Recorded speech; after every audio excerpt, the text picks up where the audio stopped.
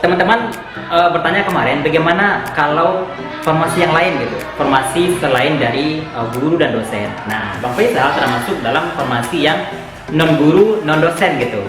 Untuk jabatan fungsional tertentu atau khusus seperti peranata laboratorium, peranata komputer atau pegawai-pegawai administrasi juga harus kita pahami juga pelaksanaan teknis di lapangan seperti apa.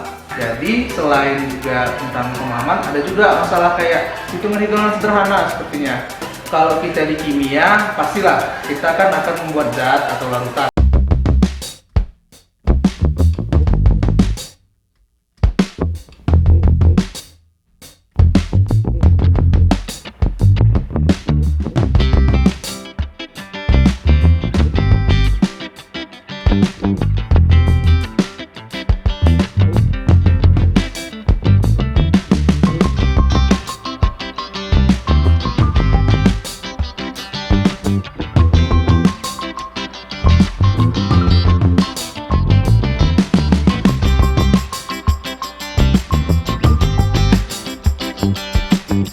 Teman-teman semuanya, selamat datang kembali di channel ADP Ilhami, channel informatif. Oke teman-teman, pada kali ini saya berada di tempat yang berbeda. Teman-teman bisa lihat ya di sekeliling saya ini, kira-kira saya berada di mana? Bang. Nah, jelas ini adalah di laboratorium.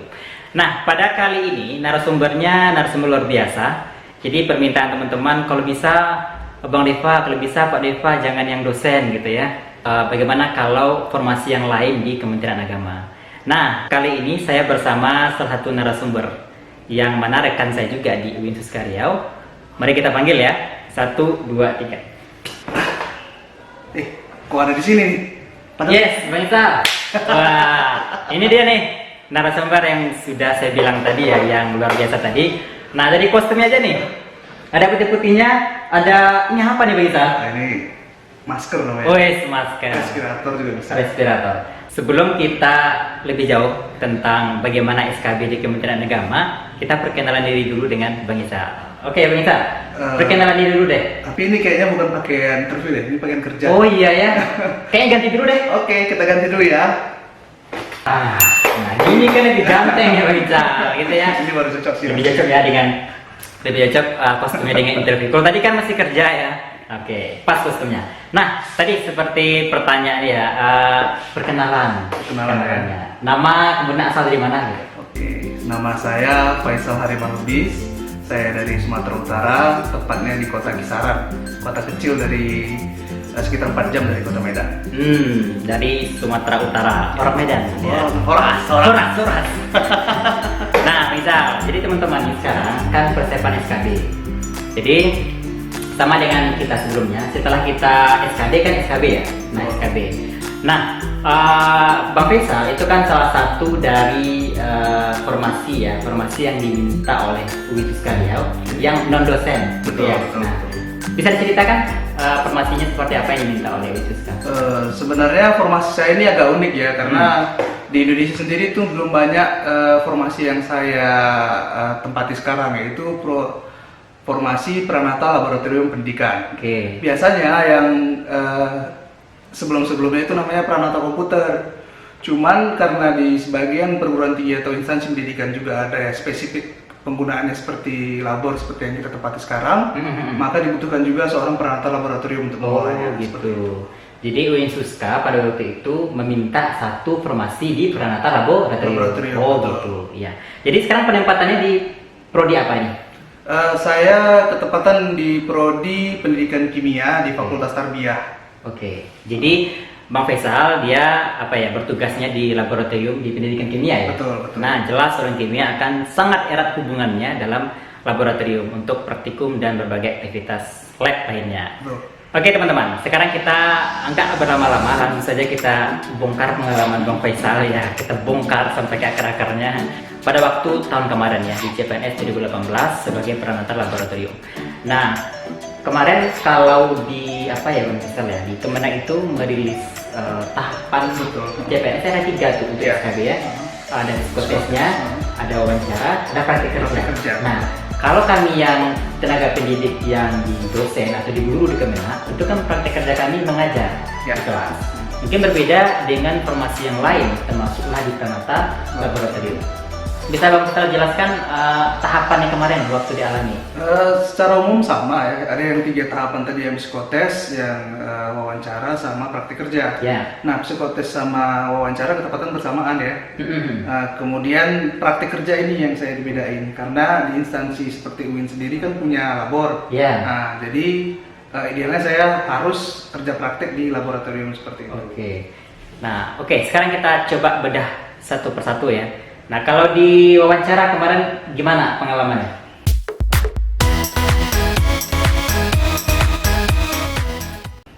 Luar biasa ya, karena saya sendiri itu kan dari umum ya. Ya. Dan sekolah saya juga dari umum, dari awal sekolah dasar sampai ke tingkat lanjut juga sekolah umum. Hmm. Nah, saya masuk ke Kementerian Agama. Nah, pastilah pertanyaan-pertanyaan itu juga berkenaan dengan keagamaan. Ya, betul. Karena saya beragama Islam, pasti ya tentang agama Islam ya. Ya, seperti praktek sholat, Oke, seperti mengaji Ngaji, juga, ya. tulisan Arab juga, Arab. termasuk mengartikan ayat juga ada. Mengartikan ayat ya. Masuk juga ya. Nah, berarti ada ngaji, kemudian ada sholat. Bisa juga sih, berarti juga sama ya kalau untuk wawancaranya. Jadi saya juga ada 2 yang kemarin itu ya misalnya. Iya. Ada 2 penguji ya, Penguji. 2 pewawancara gitu ya. Nah, kalau ini sama. Jadi ada ngajinya, ada sholatnya, ada menulis tulisan Arab. Waktu itu saya dapatnya surat pendek sih, saya lupa Al-Asri atau apa gitu. Yang jelas kalau bisa ya ta'awuz, basmalah itu harus bisa ya harusnya. Harusnya seperti itu. Tapi ada juga hal-hal umum yang berkenaan dan tentang sepertinya tentang pemahaman seseorang, terutama kayak deradikalisme. Ada Oh, iya. hal-hal yang pokok kemarin ya, sama toleransi beragama. Toleransi beragama. Jadi dua pernyataan itu, pertanyaan seperti itu yang muncul waktu wawancara seperti itu. Jadi lebih banyak ke sana ya. Jadi tentang case-nya adalah radikalisme, kemudian toleransi beragama. Jadi mungkin soalnya kalau saya kemarin kayak ada kita memiliki teman atau tetangga yang memberikan makanan gitu ya. Studi kasus jadinya kan? Iya, kemudian kan soalnya kan panjang. Mungkin teman-teman bisa dengar juga penjelasan dari di sini Bang Ilham sama Bang Zetri gitu ya. Jadi kurang lebih pertanyaan kami sama tentang toleransi beragama, kemudian tentang radikalisme. Kemudian juga ada mencoba nalar kita itu tentang Pancasila dan agama gitu ya. Nah, ini Mana juga sepertinya yang dijadikan keutamaan itu agamakah atau Pancasila? Nah, Pancasila kah? Ataukah Pancasila dengan agama berbenturan gitu ya? Nah, itu dicoba ke kita untuk menjelaskannya gitu ya. Nah, kurang lebih untuk wawancara itu sama ya teman-teman ya. Bisa teman-teman melihat pada video yang lainnya. Nah, kemudian juga yang kedua itu psikotes.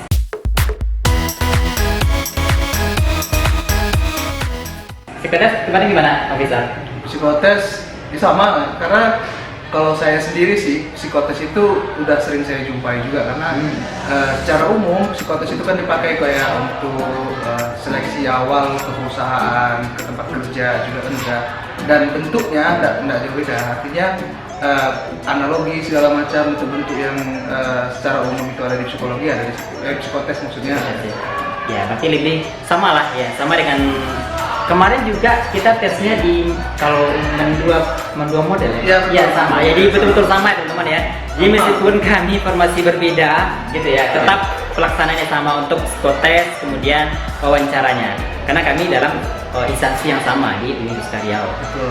Nah, yang ketiga nih yang berbeda. Nah, teman-teman bertanya kemarin bagaimana kalau formasi yang lain gitu, formasi selain dari guru dan dosen. Nah, Bang Faisal termasuk dalam formasi yang non guru, non dosen gitu dari Pranata Laboratorium. Ya. Nah, kemarin gimana sih SKB-nya, Bang Faisal?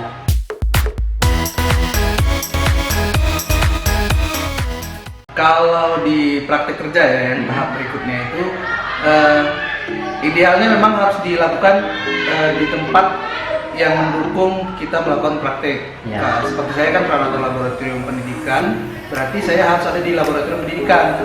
Nah, karena saya juga basicnya adalah kimia, biasanya harusnya itu dilakukan di laboratorium kimia. Nah, kemarin itu dengan segala keterbatasannya juga kita melakukan ujian praktek.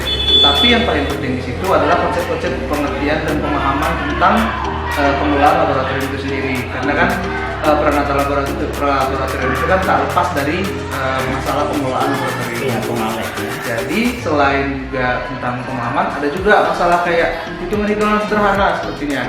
Kalau kita di kimia, pastilah kita kan akan membuat zat atau larutan seperti itu kan. Jadi kita juga dibuat bentuk soal yang untuk menguji pengetahuan kita tentang bagaimana membuat zat. Oh iya. Nah, ada hitung-hitungannya. Kalau di kimia sih pengenceran biasanya ya, pengenceran. Pengenceran. Jadi teman-teman yang mau ini pengenceran. Pasti P1 N1 sama dengan P2 N2 seperti itu. Itu dasar sekali. Tapi selain hitungan yang sederhana seperti itu, juga diperhatikan hitungan udah selesai. Kita dapat zat yang akan kita encerkan atau kita larutkan. Tapi bagaimana cara kita mengencerkan? Bagaimana cara kita melarutkan zat tersebut kan kita deskripsikan kepada si penguji. Nah, hal yang perlu diperhatikan, hal-hal teknis seperti itu harus kita kuasai juga. Gitu. Kalau kita nggak biasa di labor, nggak biasa di laboratorium, agak susah mendeskripsikannya karena kan langkah per langkah, step per step. Baru ada juga syarat-syarat zat kimia itu nggak boleh, misal ada zat pekat yang seharusnya nggak boleh tersentuh dengan air. Jadi bagaimana caranya? Gitu. Atau malah kalau misalnya pada zat tertentu seperti H2SO4 pekat, nggak boleh sama sekali air masuk ke dalam H2SO4 yang pekat itu, malah terjadi ledakan. Hal-hal seperti itu seharusnya kita bisa kuasai atau sedikit memahami lah, karena kan terkadang juga nggak langsung asam sulfat pekat itu kita kerjakan kan, karena kan keterbatasan juga, dan penguji juga kan ada dua orang penguji biasanya. Satu memang orang kimia biasanya, satu lagi belum tentu. Jadi kan kalau kita ujian praktek kan safety juga harus diperhatikan. Ya, betul. Bisa jadi kalau waktu kita melakukan pengujian atau waktu kita melakukan tugas yang mereka berikan, malah terjadi hal-hal yang tidak diinginkan. Seperti itu. Jadi penguasaan pengelolaan laboratorium itu harus duduk konsepnya. Gitu ya. Betul. Nah, mungkin penasaran juga, Bang Faisal nih latar keilmuan dari mana? Kemudian pengalaman kerjanya di mana sih? Nah, gimana? Sebenarnya saya tergolong tua ya waktu masuk dengan teman-teman sekalian. Karena saya sudah lama ya, tamat di tahun 2010 S1 ya, S1.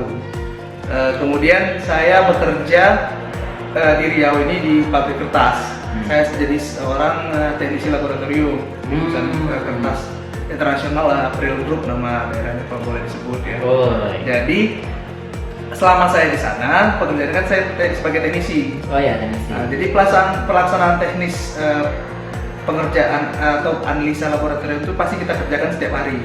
Itu sampai 9 tahun. Saya di situ dari 2010 sampai 2019 ya, ketika rekrutmen 2018. Kita kan awal 2019 baru diterima, baru masuk. Jadi saya sempat 9 tahun di situ. Jadi secara garis besarnya pemahaman tentang pelaksanaan teknis kegiatan di laboratorium saya tahu. Cuman masalahnya kalau kita yang di dunia pekerjaan itu dunia kerja, kita mengerjakan hal yang sama bertahun-tahun. Berarti kita kan bisa kuasai itu apa yang biasa kita kerjakan. Namun skopnya sempit kalau kita analisa likor misalnya kan, atau analisa kaustik seperti itu aja yang kita tes bertahun-tahun. Kalaupun ada rotasi area nanti, tetap aja pasti yang berkenaan dengan pabrik kertas.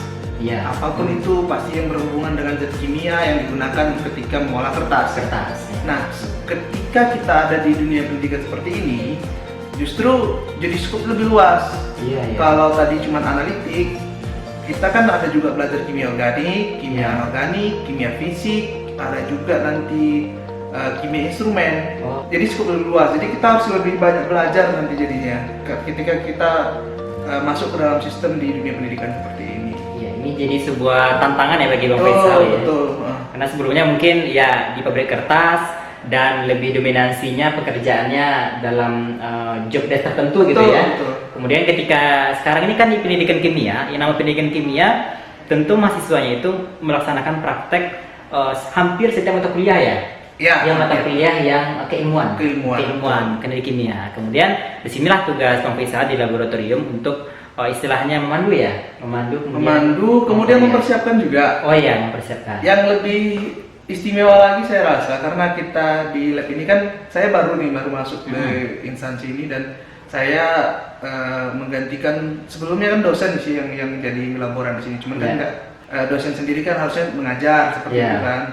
Dan bukan berarti dia nggak punya pemahaman tentang teknis laboratorium, cuman kan nggak istilahnya terlalu membebani dia jadinya kan, karena mengelola laboratorium itu sendiri pun butuh waktu, tenaga. Kemudian yang lebih istimewa lagi karena di sini juga saya harus belajar tentang mata anggaran, tentang semuanya preparasi. Sementara di tempat saya kerja yang lama, saya cuma teknisi kan, teknis saya kerjakan, cuman bagaimana pengadaan alat itu, bagaimana pengadaan bahan itu, dan perhitungan penggunaan bahan itu selama kerja itu tidak saya lakukan. Nah, disinilah saya belajar jadinya bagaimana caranya. Semua itu bisa supaya laboratorium ini berjalan gitu.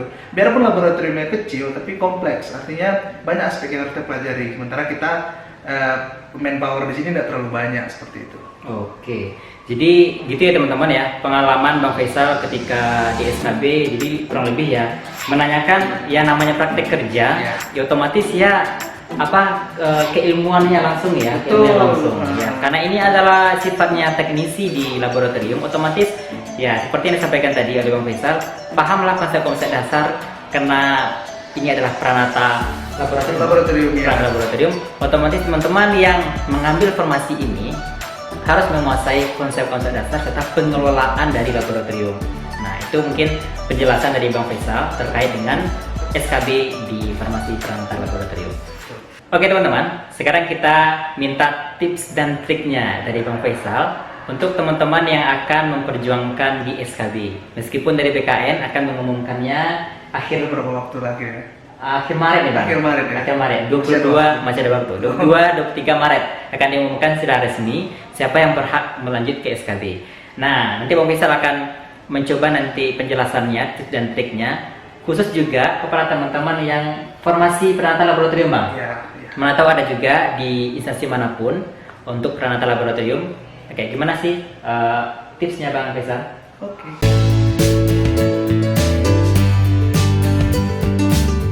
Pertama adalah sesuaikan instansi yang akan kita lamar.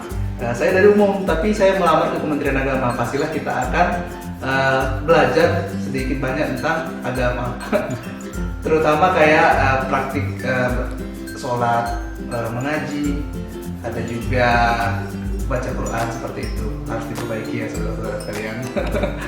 Yang kedua adalah kita harus mengerti juga dan memahami isu-isu terkini yang sedang terjadi di sekitar kita, karena ujian tersebut biasanya update ya, artinya apa yang terjadi sekarang itu bisa dimasukkan ke materi uji kita. Kalau untuk Kementerian Agama sendiri, untuk tahun 2020 ini ada 5 program prioritas. Yang pertama yaitu pemberantasan korupsi, yang kedua penanganan haji, kemudian sertifikasi halal, peningkatan SDM yaitu peningkatan kualifikasi pendidikan pegawai-pegawainya, dan terakhir deradikalisasi. Untuk jabatan fungsional tertentu atau khusus seperti Pranata Laboratorium, Pranata komputer, atau pegawai-pegawai administrasi juga, ya pasti harus kita pahami juga pelaksanaan teknis di lapangan seperti apa. Kalau untuk di jabatan fungsional Pranata Laboratorium, kita harus memahami teori-teori atau prinsip-prinsip kerja di laboratorium terutama. Kemudian yang paling penting juga persiapkan diri kalian supaya tidak melakukan hal-hal yang membuat kita tertekan di dalam melakukan ujian tersebut.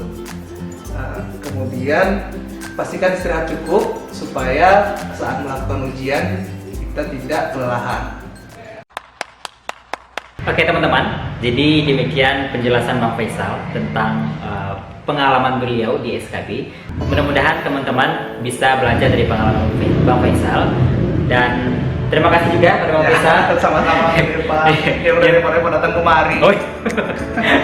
Dan terima kasih pada Bang Faisal yang telah menyampaikan pengalamannya kepada teman-teman. Mudah-mudahan teman-teman juga bisa belajar dari apa yang tadi Bang Faisal sampaikan. Dan kita berharap teman-teman telah berjuang ini Bang Faisal dari awal sampai sekarang lolos ya. Amin, amin kita doakan. Terutama yang mana Faisal? Terutama yang like ya.